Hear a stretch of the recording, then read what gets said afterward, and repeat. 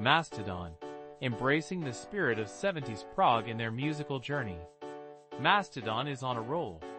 With their most ambitious album yet, and an extensive tour, this Atlanta-based band has truly found their groove in the world of progressive metal.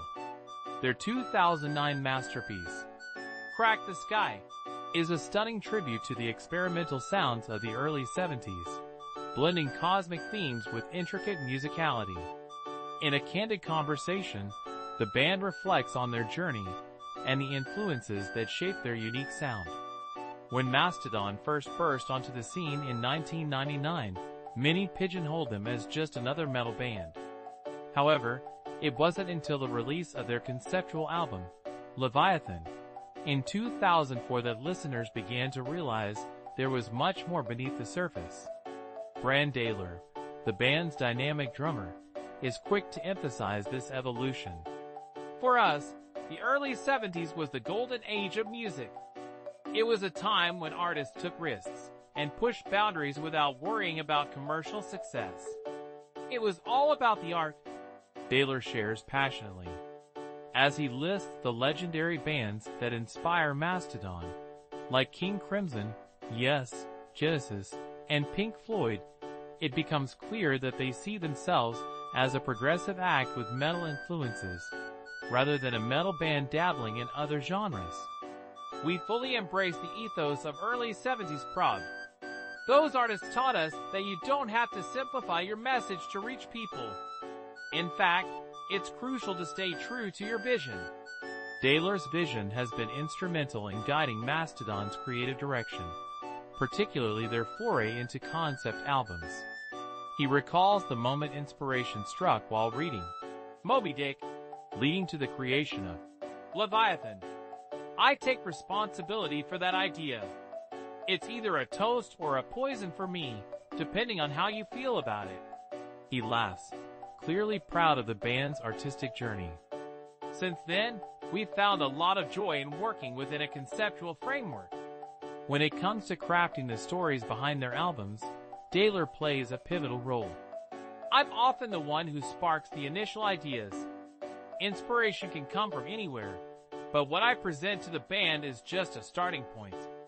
We all collaborate and shape it into something meaningful together.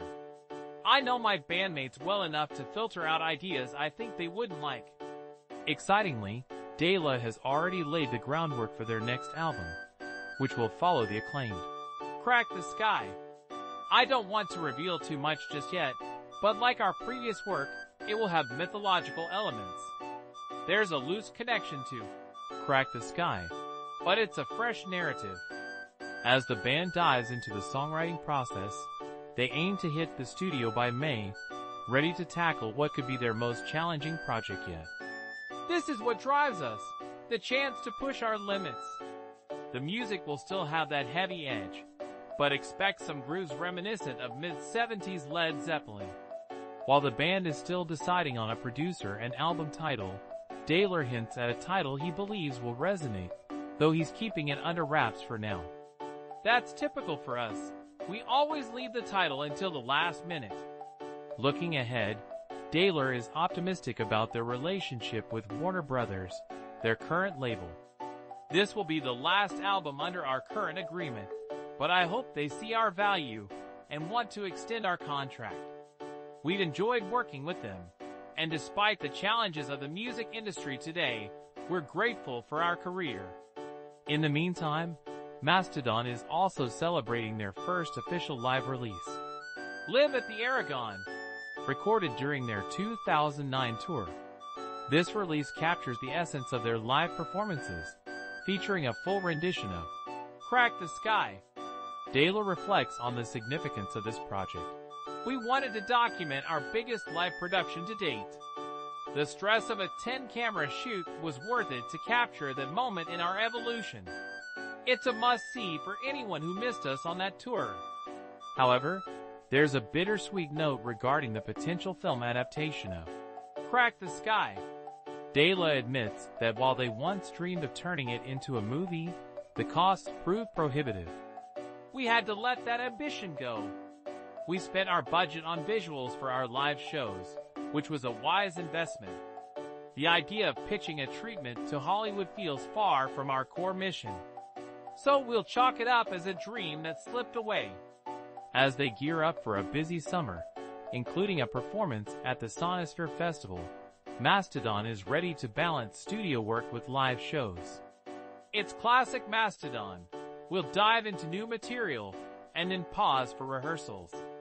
But we love being on stage.